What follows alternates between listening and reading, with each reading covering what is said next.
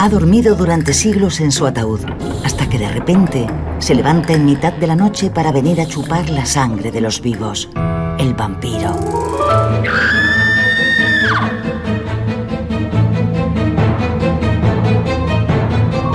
Llegado de las profundidades de los tiempos y presente en todas las culturas, fascinante y repulsivo al mismo tiempo, nunca muerto del todo, pero nunca tan vivo como durante las grandes tempestades de la historia. Reflejo de nuestra sociedad, metáfora de nuestra parte monstruosa, el noctámbulo sanguinario sigue evolucionando con el paso del tiempo. Pero bajo la apariencia de un personaje de la literatura, el vampiro se convertiría en una de las figuras más subversivas y fantasmales de la cultura popular.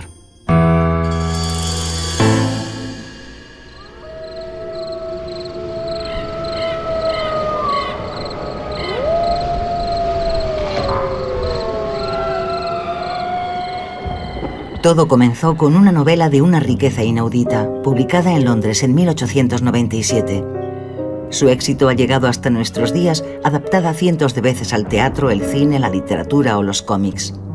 Una criatura del siglo XIX, el conde rumano imaginado por el escritor Bram Stoker se convirtió en el arquetipo moderno del vampiro y pasó a formar parte para siempre de nuestro imaginario.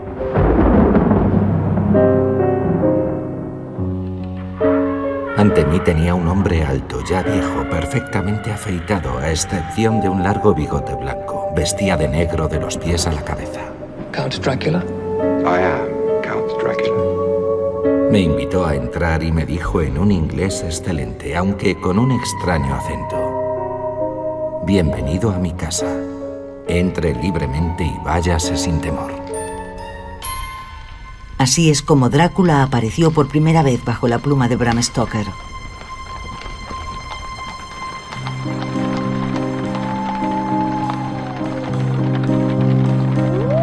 El protagonista de la novela, Jonathan Harker, es un joven notario inglés enviado a Transilvania para arreglar unos asuntos con un misterioso conde.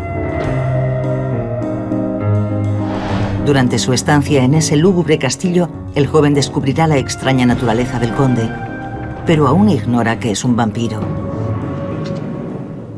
No es un demonio ni una deidad, es un muerto viviente. Es decir, alguien que vivió, que murió sin recibir la extrema unción, o que murió de muerte violenta, y que por lo tanto es un fantasma retornado, que a diferencia de los fantasmas tiene un cuerpo, y por lo tanto puede hacer daño físicamente a otras personas.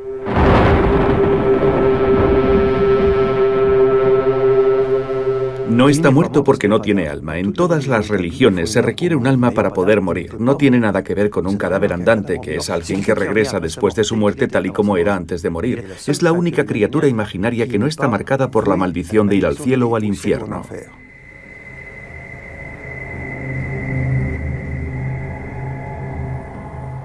Es un ser humano que perdió parte de su humanidad a cambio de algo. En el caso del vampiro es la inmortalidad, pero pierde la compañía de sus hermanos humanos para convertirse en su depredador.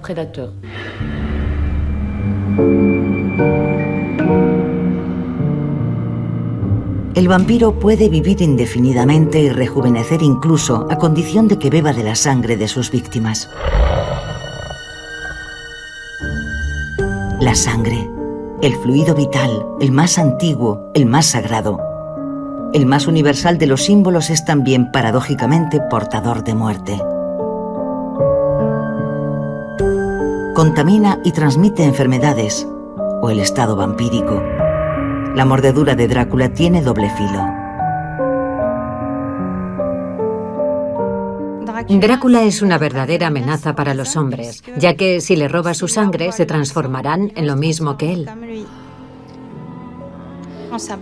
Él bebe del cuello de los demás no solo para nutrirse. Él no necesita esclavos, sino discípulos que se propaguen. De hecho, es una epidemia.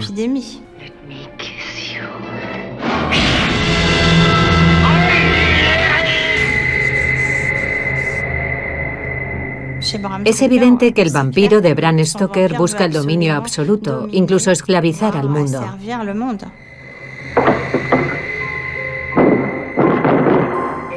Retenido contra su voluntad en el castillo de Drácula, Jonathan Harker descubre poco a poco los terroríficos poderes de su anfitrión. Vi que todo su cuerpo emergía lentamente de la ventana y que comenzaba a reptar con la cabeza hacia abajo por la pared del castillo, desafiando al profundo abismo que se abría debajo de él. Sí, reptaba como un animal, con su capa ondeando al viento como dos monstruosas alas animales. Drácula puede transformarse a placer en murciélago.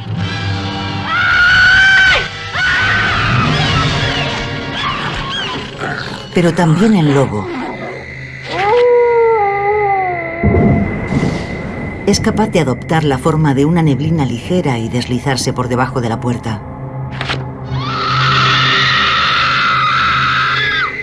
Y su fuerza extraordinaria lo hace aún más temible. You can control me. Como el vampiro no se refleja en los espejos, puede aparecer por sorpresa.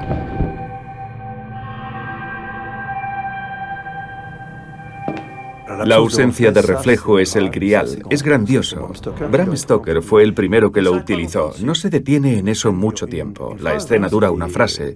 Jonathan Harker está afeitándose a la mañana siguiente de llegar al castillo. Tiene un pequeño espejo de bolsillo delante y oye a alguien que le dice ¿durmió bien?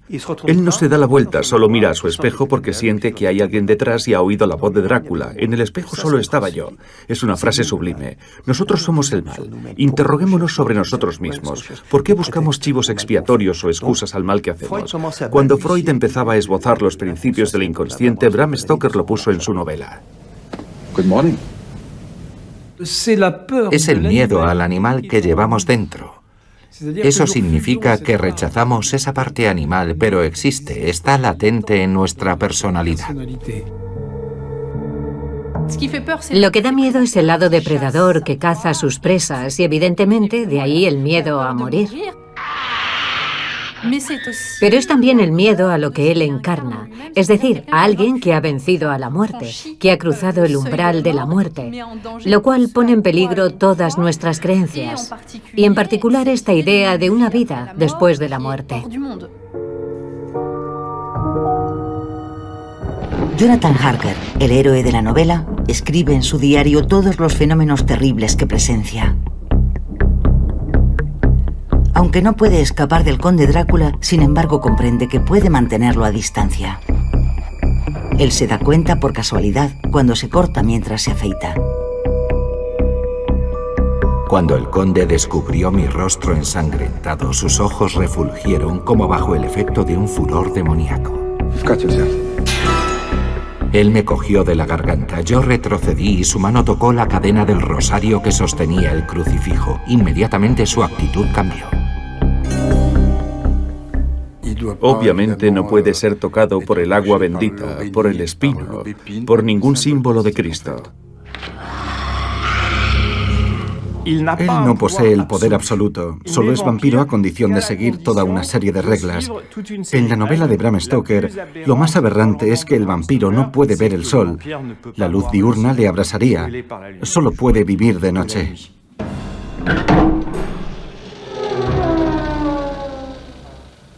Cuando Bram Stoker escribió la novela, eran los comienzos de la electrificación, de la gasificación de las calles. Las calles del mundo estaban a oscuras en aquel momento. Podía pasar cualquier cosa, sobre todo porque el día, la luz, es de Dios. De forma que, como el opuesto de Dios, el vampiro sale de noche. Otra forma bien conocida de detener al vampiro es el ajo. Simplemente. El ajo no debería poder detener al vampiro. El ajo lo único que provoca es mal aliento, pero es bueno para el corazón. No entiendo por qué algo que es bueno para la circulación tendría que ser malo para los vampiros. Solo es una limitación. Un vampiro sin límites sería un vampiro Dios, ante el que el planeta no podría defenderse. Nos devoraría y todo acabaría. Necesitamos que sus poderes estén bien definidos, que sus limitaciones sean claras y que podamos detenerlo.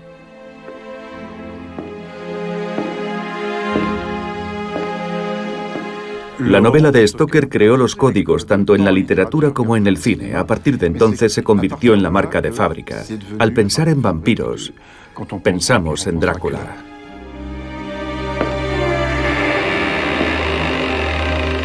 Jonathan Harker finalmente logra, arriesgando su vida, escapar del conde Drácula. Mientras tanto, Drácula ha dejado los Cárpatos para llegar a Inglaterra en barco, donde tiene la intención de propagar la plaga del vampirismo. Desembarca en Whitby, el pueblo costero donde Mina, la prometida de Jonathan Harker, pasa las vacaciones con su amiga Lucy. Drácula no tarda en encontrarlas. Una noche atrae a Lucy hasta el cementerio. Cuando nota su ausencia, Mina sale en busca de su amiga. Terminará encontrándola como ella misma escribe después.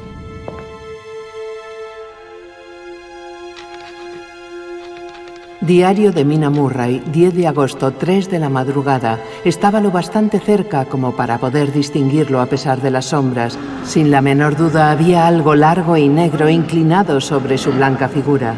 Espantada yo grité, ¡Lucy! ¡Lucy! Y algo levantó la cabeza y pude distinguir un rostro blanco de ojos rojos inyectados en sangre. Stoker es el primer autor que escribe una novela utilizando los diarios íntimos de cada protagonista.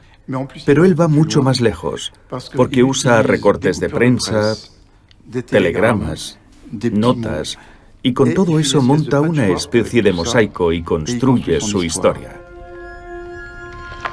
La novela, muy moderna en su forma, multiplica los puntos de vista sobre el vampiro sin darle nunca la palabra, lo cual hace que su personaje resulte aún más complejo y fascinante.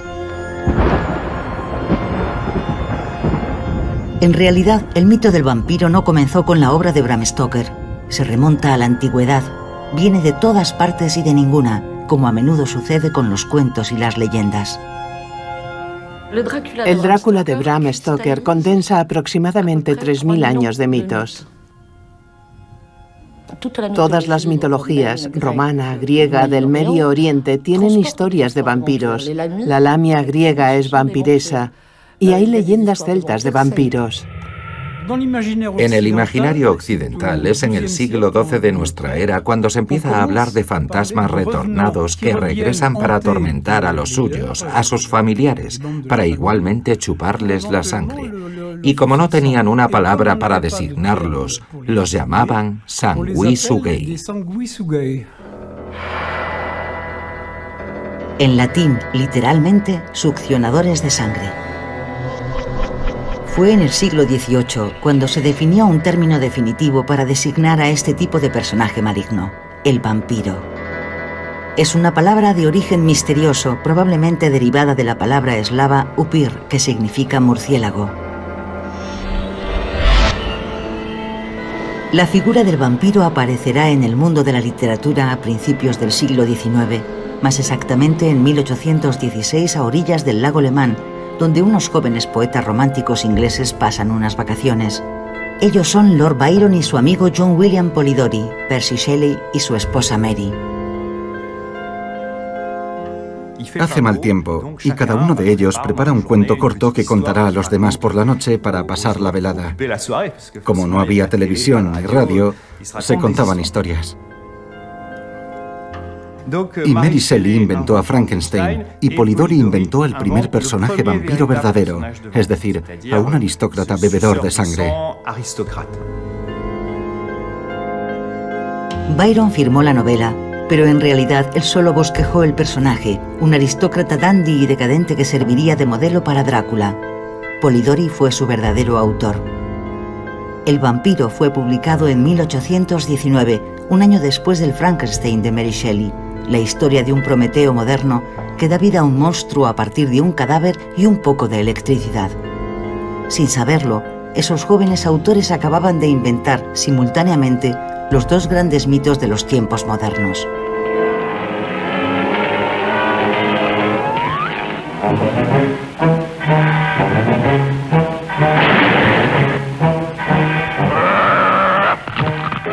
Frankenstein se convertiría en el robot de la ciencia ficción, y el robot es el que trabaja. Por su parte, el vampiro no trabaja y nos chupa la sangre a los que trabajamos. Así que es el aristócrata, el rentista, el parásito que se alimenta de nuestro trabajo. Es extraordinario que estas dos figuras, que hoy en día siguen formando parte de nuestro imaginario y cuyos avatares se encuentran en las series más contemporáneas, fueran creadas en el mismo momento.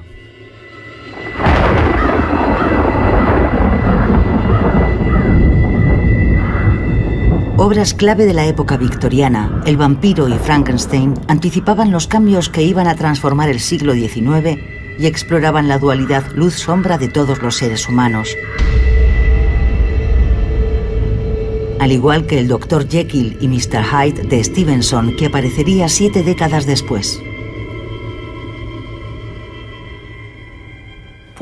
Fue la reacción espiritual ante el racionalismo que trajo la revolución industrial, la cosificación del ser humano, su transformación en un engranaje de la máquina. Mr. Hyde escapa a esa objetivación, al igual que el vampiro e incluso esa pobre criatura, Frankenstein. Y Bram Stoker llega justo en ese momento. El director del Lyceum Theatre de Londres, Bram Stoker, no era un escritor a tiempo completo. Tardaría 10 años en escribir Drácula, que era su quinta novela, llevando a cabo una investigación meticulosa para enriquecer el contexto y el contenido de su libro. Reflejo de su época, la novela sintetiza el potencial histórico y novelesco que la precedía, al tiempo que extraía parte de su inspiración de los recuerdos de Irlanda, donde Bram Stoker había nacido 50 años antes. Pasó toda su infancia enfermo, en la cama, de forma que no tenía ningún contacto con el mundo exterior, y su única distracción era leer y escuchar las leyendas irlandesas que le contaba su madre, muy próximas al mundo de los sueños, de la magia, de lo extraordinario. Y es ahí donde se encontraba el crisol de su imaginación, porque vemos que en las novelas que escribió 30 años después hay reminiscencias de las historias que le contaba su madre. De forma que ese ambiente especial de sus inicios terminaría marcando toda su vida. Pero no exclusivamente. En 1888, Stoker seguía con horror las macabras hazañas de Jack el Destripador, el misterioso asesino en serie que aterrorizó a Londres asesinando a 5 prostitutas. Esos crímenes atroces nunca se resolverían y el asesino jamás fue detenido. Cuando lees Drácula, es el mismo tipo de personaje escurridizo que puede aparecer en cualquier lugar, que mata a sus víctimas inesperadamente, y todo eso no pudo pasarle desapercibido. Fue una de sus grandes fuentes de inspiración.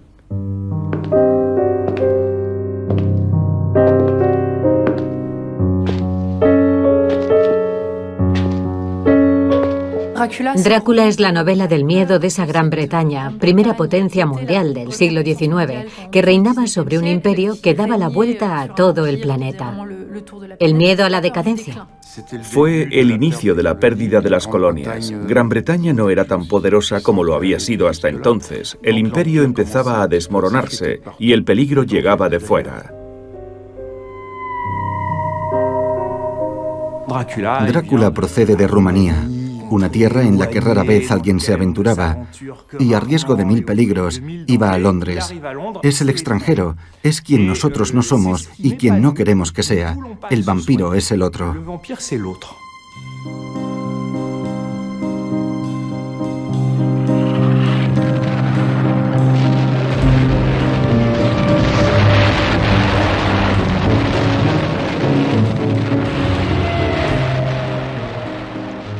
Durante la Primera Guerra Mundial, algo insólito, la novela de Stoker formaba parte del equipaje de los soldados.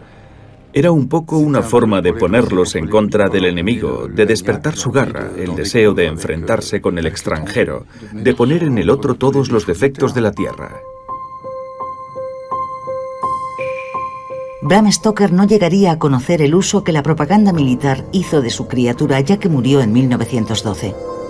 Aunque fue el autor de numerosas novelas y cuentos, la posteridad solo recuerda de él su obra capital, Drácula. Sin embargo, el libro no tuvo ningún éxito cuando apareció. Solo después de la muerte del autor, su personaje conocería un destino excepcional.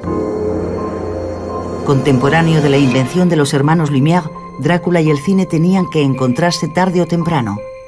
A partir de ese momento será ahí donde se desarrollará su mito.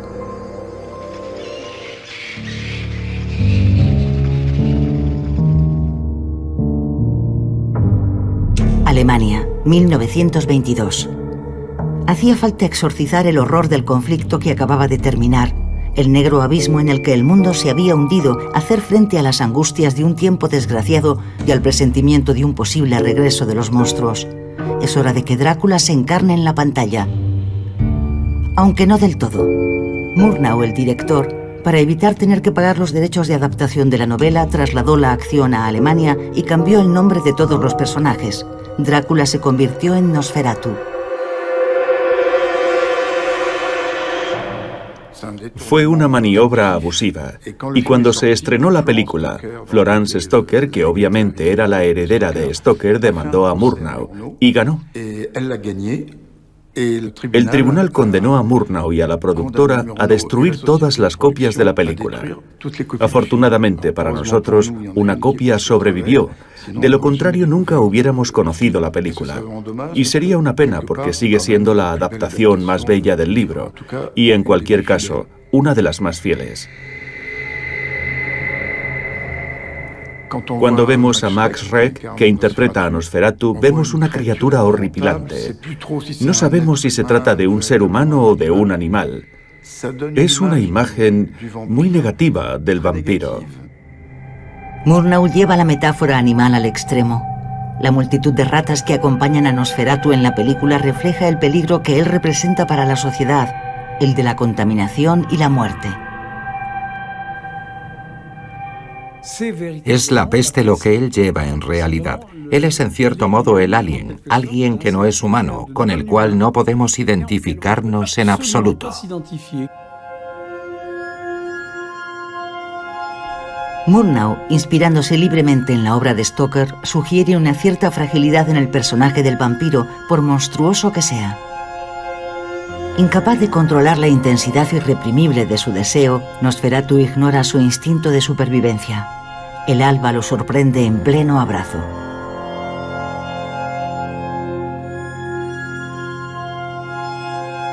En esta escena de autodestrucción, el monstruo inspira tanta piedad como horror. Nosferatu resucitará casi 60 años después en una interpretación literalmente poseída por Klaus Kinski y dirigida por Werner Herzog.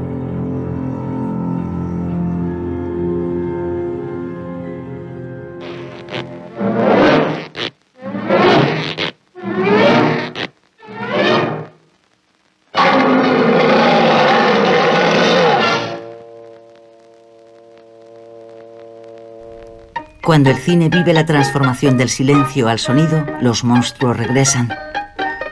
Tanto si espantan como si hacen reír, permiten exorcizar las nuevas sacudidas de la historia.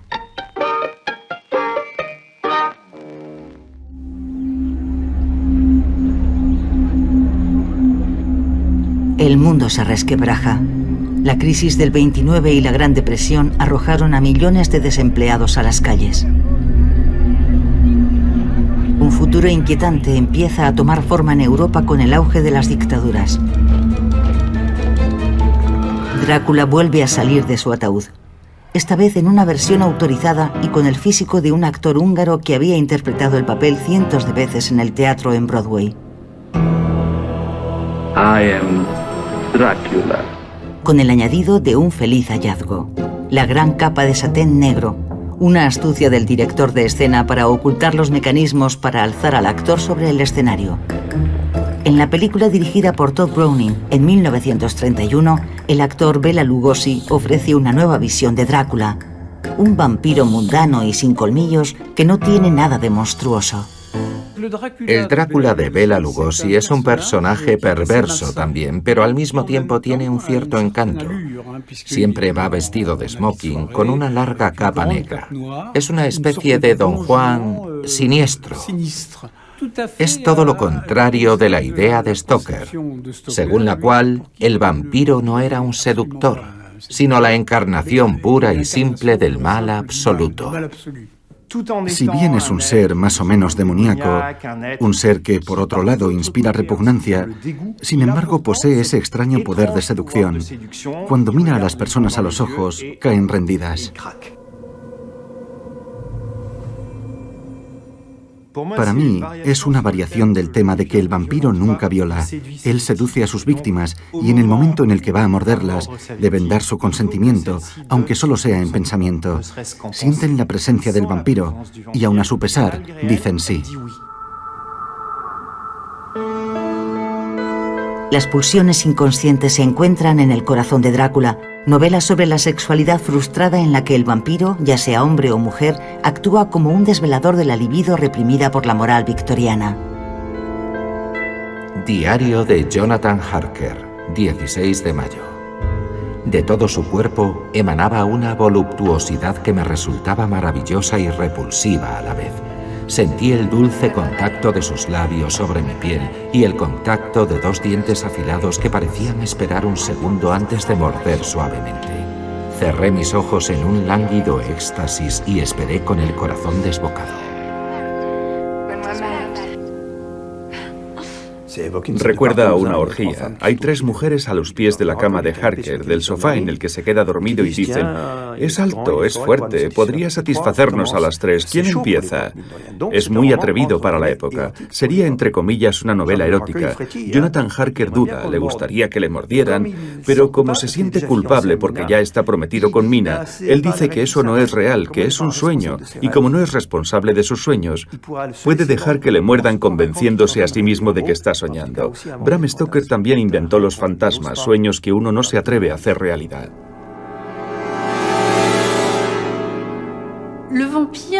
El vampiro encarna 2 deseos antropológicos fundamentales: Thanatos, la muerte, pero también Eros, el deseo sexual, el deseo de lo prohibido. Lo vemos muy bien en el Drácula de Bram Stoker. Las metáforas sobrenaturales, y en especial el vampiro, le permiten hablar de la sexualidad en un momento en que no se podía hacer abiertamente. Es un momento en el que Inglaterra, que está encerrada en el corsé victoriano, necesita algo muy fuerte que estalle los cordones. Y eso solo lo consigue un vampiro. Salvado in extremis por la llegada del conde, el joven escapa de la mordedura. La moral está salvada, tanto en la novela de Stoker como en las películas. Bela Lugosi encarnará durante mucho tiempo a la leyenda de Drácula. Tanto es así que se cuenta que, obsesionado con su personaje, habría terminado por creerse un vampiro. Pidió que le enterraran con su capa, y así lo hicieron cuando murió en 1956.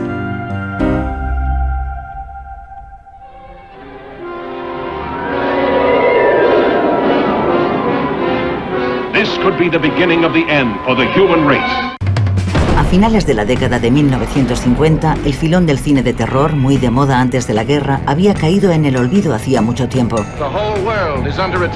La Guerra Fría dio paso a la ciencia ficción y los monstruos atómicos. El depredador era el invasor llegado de otro mundo. El vampiro dormía en su ataúd, pero con un ojo abierto. En 1957, los estudios ingleses Hammer Films apostaron por revivir en Technicolor la moda de los monstruos clásicos. This is the story of Dracula, a creature who destroys all whom he touches. Dracula the terrifying, the feared, who sleeps in the tombs of the dead by day and arises at night to inflict his terror upon the innocent and the unsuspecting. Una apuesta audaz y un golpe de genio.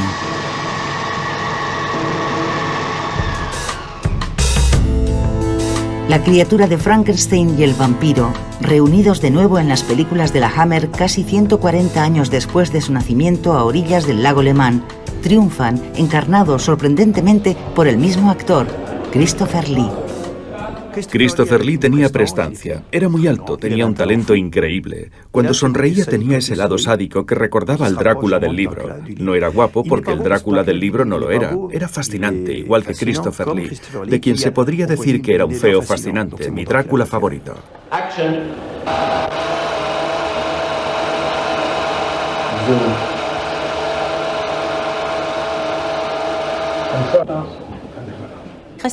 Para mí, Christopher Lee es quien mejor encarna a Drácula en la pantalla. Es el personaje frío y cruel. Él investigó mucho para interpretar un personaje que efectivamente se parece mucho al de la novela de Bram Stoker. Pero él le aportaba algo más. Con Christopher Lee, la dimensión erótica y sexual del vampiro se hace evidente. Drácula se convierte en un icono sexual, seduce a las mujeres casadas, a las jovencitas, incluso a los hombres. Para él no hay nada prohibido, y eso es lo más peligroso para la sociedad bien pensante, que nada lo puede detener. Al mismo tiempo es una esperanza de liberación, ya que lo que antes era tabú se convierte en lícito. Y empieza un periodo en el que el vampiro va a ser exculpado de todos los males de los que antes se le acusaba. Las películas de la Hammer desatan pasiones, incluso movilizan a los defensores de la moral. Con Christopher Lee, la mordedura del vampiro se ha vuelto terriblemente deseable. Además, ¿es un mordisco o un beso?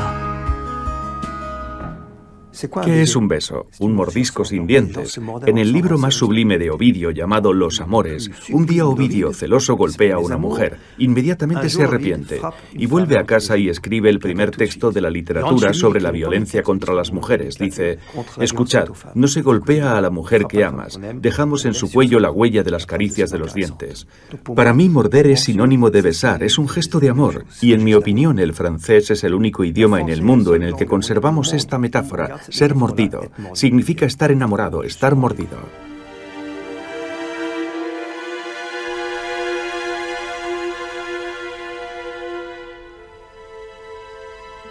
Los colmillos del vampiro que atraviesan la piel del cuello de sus víctimas son, obviamente, una metáfora de la penetración. La sangre que fluye es la ruptura del himen.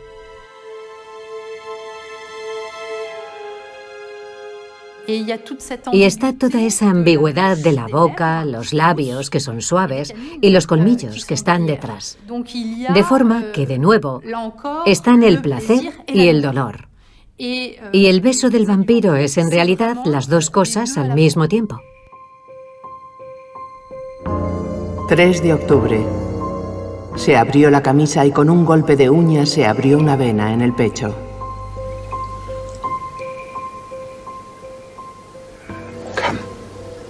Cuando la sangre comenzó a brotar, tomó mis manos con una de las suyas y con la otra me agarró del cuello, obligándome a poner mi boca sobre su herida. O me ahogaba o estaba forzada a tragar. Oh, Dios mío, ¿qué he hecho? Está también el hecho de alimentarse de la pareja, y ahí podríamos ver algo regresivo, lo que Freud llamaría una etapa previa a la sexualidad, o una forma de sexualidad infantil, la fantasía de devorar, y quizás de devorar a la madre. Todo esto tiene ecos muy fuertes, y quizá también explique el éxito del mito del vampiro entre nosotros en un plano psicoanalítico profundo.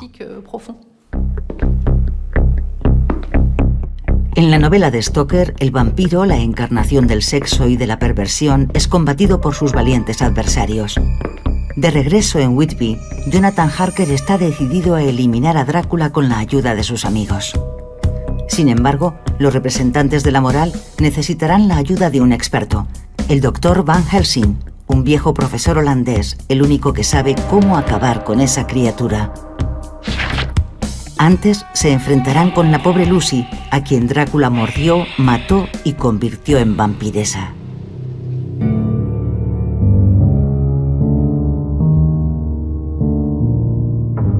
Diario del Dr. Seward. 28 de septiembre.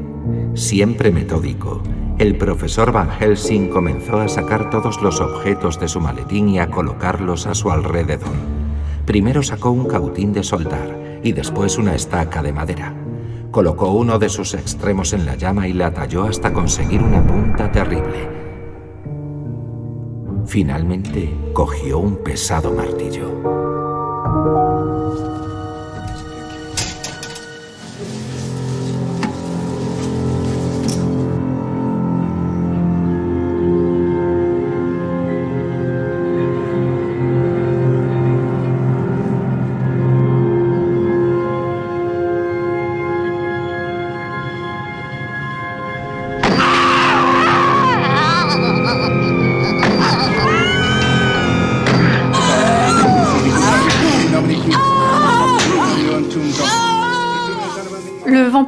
En el cine hasta los años 70, el vampiro representaba a un agente del cambio. Él es quien viene a alterar el orden de las cosas y al final de la película lo destruyen, lo que permite a quienes luchan contra él estar en el lado del bien y basar sus valores morales sobre la destrucción del monstruo. Drácula regresará de nuevo en 8 películas interpretado por Christopher Lee. Durante la década de 1960, la juventud se emancipó y la sociedad experimentó un cambio profundo. Al final de la década, el impacto subversivo del vampiro desaparece frente a la liberación sexual y la contracultura.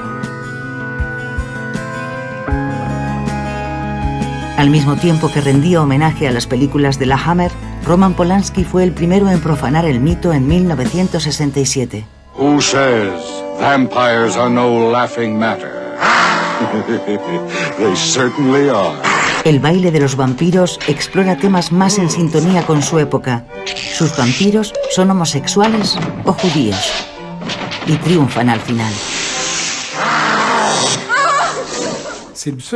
Es la única película totalmente irrespetuosa con los vampiros y al mismo tiempo es una película que todo el mundo conoce. Si hacemos una encuesta y pido que me digan una película de vampiros, 9 de cada 10 personas me dirán El baile de los vampiros. El baile de los vampiros utiliza los códigos de Bram Stoker, salvo en su lograda dimensión humorística, porque no es fácil hacer una película de humor de vampiros sin ridiculizarlos. El baile de los vampiros abriría la puerta a toda una colección de pastiches y parodias que por primera vez van a zarandear la imagen de Drácula. Back is back. You haven't seen Kung Fu until you've seen the Seven Brothers against Dracula. Se ha convertido en una estrella planetaria. Se adapta a todos los países, a todos los estilos y para todos los públicos.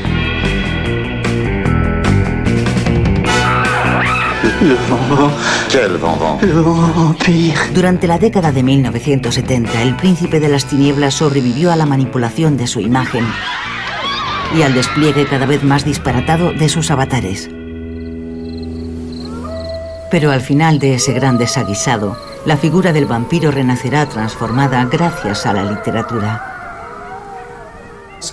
Lo que de verdad cambió completamente la figura del vampiro fue el momento en el que adoptamos su punto de vista.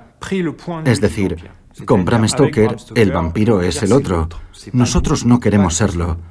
Con Anne Rice, adoptamos el punto de vista del vampiro, nos ponemos en su piel. Publicada en Estados Unidos en 1976, la novela de Anne Rice, Entrevista con el vampiro, se convirtió en un éxito en todo el mundo antes de que fuera llevada al cine casi 20 años después por el director Neil Jordan, con Brad Pitt y Tom Cruise. El protagonista, Louis de Pont-Lilac, cuenta la historia de su vida a un periodista en una especie de autoanálisis que revela a un vampiro atormentado por su condición que se niega a matar humanos para sobrevivir.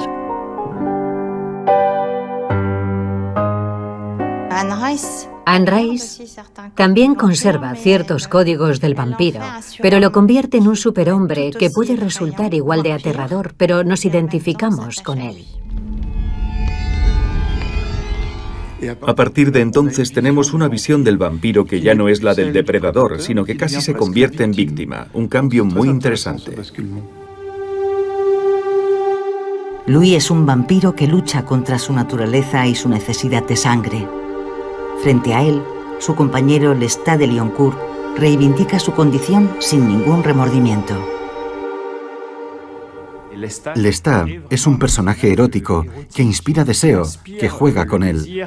Él mismo solo vive para ese deseo y lo justifica todo por ese deseo.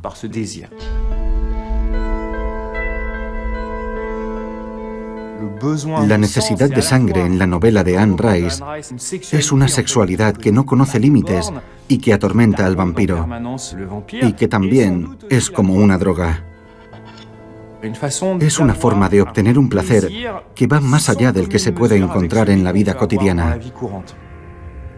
Y lo que nos asusta son los peligros de una vida gobernada por el deseo.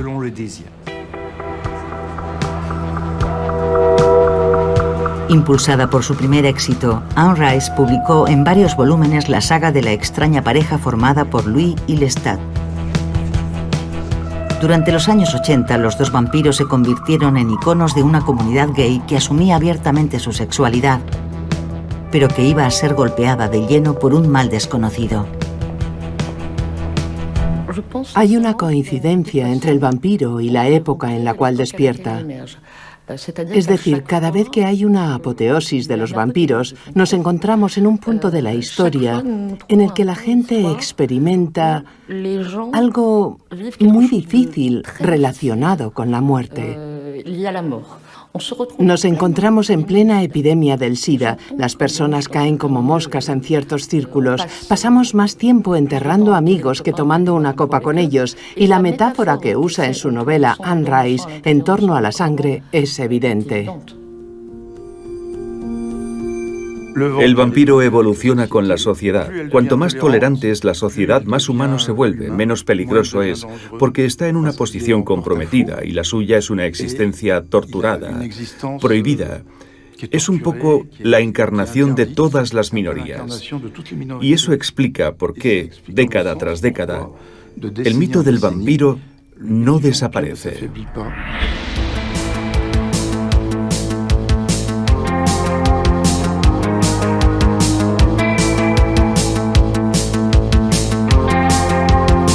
La juventud nihilista de los años 80 ya no temía a los vampiros. Al contrario, se inspiraba en ellos. Incluso reivindicaba el abandono del día a favor de la noche, el rechazo de los valores y del conformismo, el esteticismo a ultranza.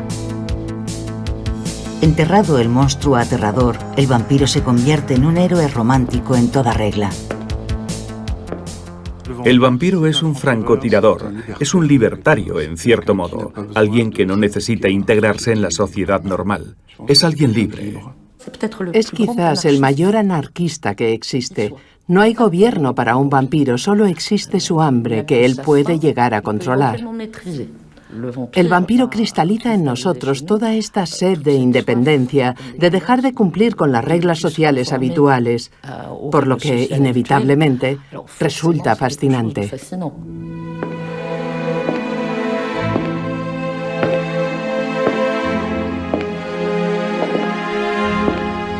Casi un siglo después de su lanzamiento, el Drácula original regresaba al cine en 1992 en una nueva adaptación. Francis Ford Coppola reivindicó su versión como la más respetuosa de la novela, titulando su película Drácula de Bram Stoker. Sin embargo, él también se alejaba de ella, concentrándose principalmente en la identidad humana del conde, para la cual Bram Stoker se inspiró en un hombre que existió realmente. Drácula, o Vlad Tepes, apodado el Empalador debido a la tortura que infligía a sus enemigos, fue un señor de la guerra que luchó contra los turcos y sembró el terror en la Rumanía del siglo XV. Su historia, que en la novela es el tema de 2 páginas, se convertiría en el tema central de la película de Coppola. Coppola explica por primera vez que Drácula se convirtió en vampiro porque perdió a su esposa. Fue el dolor lo que hizo que se convirtiera en vampiro y rechazara la religión. Y por eso cayó en la adversidad, en la marginalidad. Él se liberará de todo, aun cuando el precio a pagar sea la soledad, esa sed de amor que jamás se apagará. Simpatizamos con este vampiro porque vemos que sufre a causa de su inmortalidad, como una carga. Y, en particular, el amor y la pérdida del ser amado se convierte en algo difícil de asimilar para el vampiro, que vive indefinidamente con sus recuerdos. El Drácula de Coppola es un vampiro infeliz que arrastra su dolor durante 4 siglos, justo hasta la era victoriana. La película retoma la trama de la novela, pero también se aparta de ella, ya que Drácula reconoce a su amor perdido cuando ve una foto de Mina, la prometida de Jonathan Harker. Y es para encontrarse con ella para lo que viaja a Inglaterra. Ella se enamorará de él. El hecho de haberla encontrado de nuevo le permite comprender que él ya ha abandonado la humanidad y que su amor es imposible. Y eso termina con el momento en el que ella le da muerte. Y dándole la muerte, ella le dice que él volverá a encontrar la paz.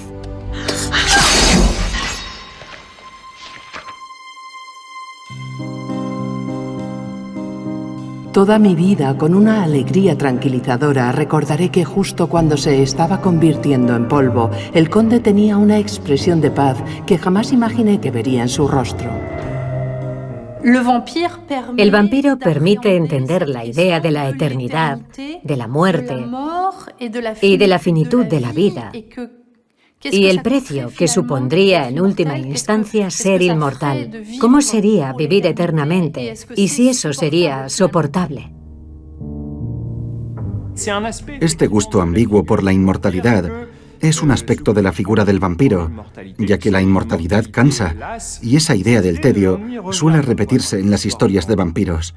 En la serie True Blood, Sangre Fresca, por ejemplo, los vampiros que son viejos se aburren, han perdido el gusto por la vida, lo saben todo, y pueden escapar de la muerte, pero cada vez están más nerviosos por eso, porque hay vampiros que terminan suicidándose para descubrir cuál es ese final al que se acercaron sin conocerlo nunca realmente.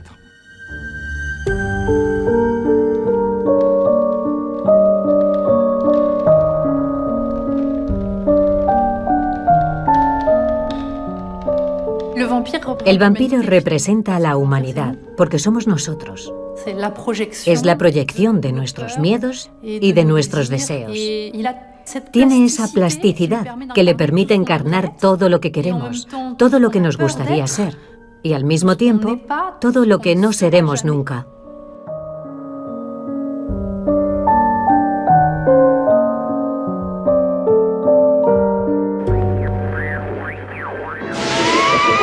You know what I desire. Yes, my count. Pizza. You had garlic bread pizza delivered. Of course not, silly. It's not delivery.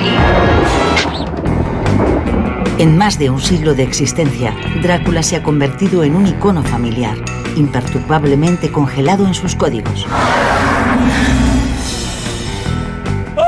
La figura del vampiro ha seguido evolucionando, inspirando abundantes novelas, películas, series de televisión, adaptándose a los nuevos medios, mutando para el público joven.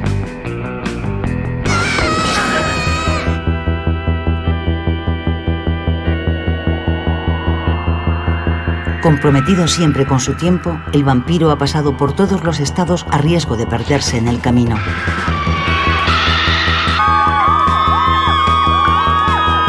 En 2005, la estadounidense Stephanie Meyers publicó la primera novela de una serie que se convertiría en un fenómeno planetario. Vendió 29 millones de ejemplares y después fue llevada al cine con igual éxito. Crepúsculo generó una verdadera histeria colectiva, nada más lejos del vampiro imaginado por Bram Stoker. El vampiro ya no es alguien que vive en un castillo de los Cárpatos, sino alguien que podría ser tu vecino de la puerta de al lado. Ya no bebe sangre porque tiene un sucedáneo, bebe sangre de animales y no tiene intenciones malévolas hacia los humanos. ¿Sigue siendo un vampiro? Creo que la autora de Crepúsculo traicionó al vampiro. Lo convierte en una especie de niñato cachas que puede pasear al sol y que pasa el tiempo en el instituto. 500 años. ¿Quién quiere pasar 500 años en el instituto haciendo el mismo curso de ciencias de la vida y de la Tierra? No puedo entenderlo. Además, intenta hacernos creer que un ser humano de 500 años puede interesarse por una niñata cuya expresión esencial cuando se enoja es ir a fregar los platos. Para mí es claramente un intento de poner a todo el mundo, entre comillas, en el lugar correcto. Es decir, las chicas en la cocina y los hombres fuera cazando al hombre lobo. Nos ha invadido una ola de conservadurismo que trata de apoderarse de todas las figuras de protesta. Si el vampiro ya no da miedo, ¿de qué sirve tener vampiros?